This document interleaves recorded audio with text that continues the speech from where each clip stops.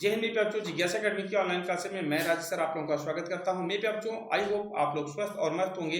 तो चलिए हम सब जो है गद्यांश मतलब अनसीन पैसेज जिसे इंग्लिश में कहते हैं।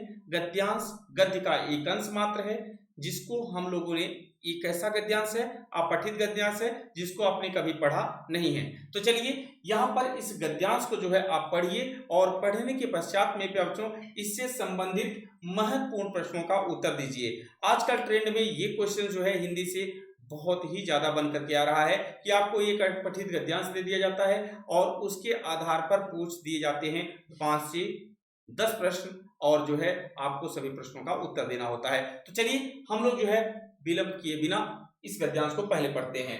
प्रायद्वीपीय भारत में मुख्य जल विभाजक का निर्माण पश्चिमी घाट द्वारा होता है जो पश्चिमी तट के निकट उत्तर से दक्षिण की ओर स्थित है। प्रायद्वीपीय भाग की अधिकतर मुख्य नदियां जैसे महानदी, गोदावरी, कृष्णा तथा कावेरी पूर्व की ओर बहती हैं तथा बंगाल की खाड़ी में गिरती हैं। ये नदियां अपने मुहाने पर डेल्टा का निर्माण करती हैं। पश्चिमी घाट से पश्चिम में बहने वाली अनेक छोटी धाराएं हैं।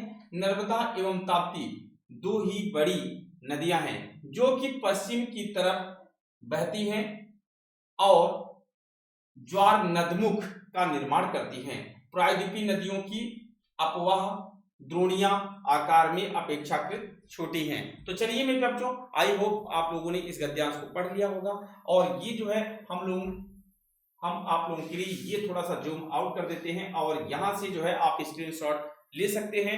अब स्क्रीनशॉट ले लीजिए और इसको आप लोगों ने अध्ययन कर लिया होगा। तो चलिए इससे रिलेटेड महत्वपूर्ण प्रश्नों को हम लोग देखते हैं। तो यहाँ पर आपका पहला प्रश्न है, प्रायद्वीपीय भारत में मुख्य जल विभाजक का निर्माण किसके द्वारा होता है। यहाँ पर आपके सामने 4 ऑप्शन है। पहला ऑप्शन आपको दिया गया है, ए पश्चिमी घाट, बी है पूर्वी घाट, सी है उत्तरी घाट और डी है दक्षिणी घाट। तो वे बच्चों यहाँ पर आपका ऑप्शन ए पश्चिमी घाट जो है बिल्कुल राइट आंसर है। तो चलते हैं अगले क्वेश्चन की ओर। अगला क्वेश्चन क्या कह रहा है, क्वेश्चन नंबर 2, प्रायद्वीपीय भाग की अधिकतर नदियां कहाँ गिरती हैं। पहला ऑप्शन है डेफिन की खाड़ी, बी है बंगाल की खाड़ी, सी है कच्छ की खाड़ी और डी है खंभात की खाड़ी। तो भैया यहाँ पर आपका उत्तर क्या हो जाएगा, यहाँ पर जो है बंगाल की खाड़ी आपका बिल्कुल राइट आंसर है। तो चलिए क्वेश्चन नंबर 3 की ओर चलते हैं। क्वेश्चन नंबर हमारा 3 क्या कह रहा है, क्वेश्चन नंबर 3 है, प्रायद्वीपीय भारत की अधिकतर नदियां किस ओर बहती हैं। पहला ऑप्शन है दक्षिण, बी है पश्चिम, सी है पूर्व और डी है उत्तर। तो मेरे बच्चों यहाँ पर आपका ऑप्शन सी अर्थात पूर्व यहाँ पर बिल्कुल राइट आंसर है।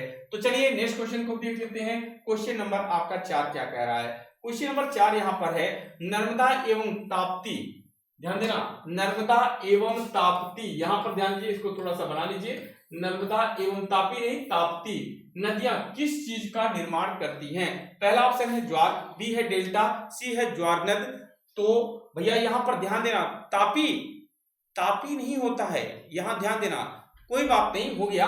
तो ज्वार डेल्टा, बी ज्वार नदमुख, इनमें से कोई नहीं। तो यहाँ पर आप लोग बताइएगा इसका राइट आंसर क्या होगा। तो सभी बच्चे क्वेश्चन नंबर 4 का राइट आंसर क्या है, यहाँ पर आप कहेंगे ज्वार नदमुख, यहाँ पर बिल्कुल राइट आंसर है।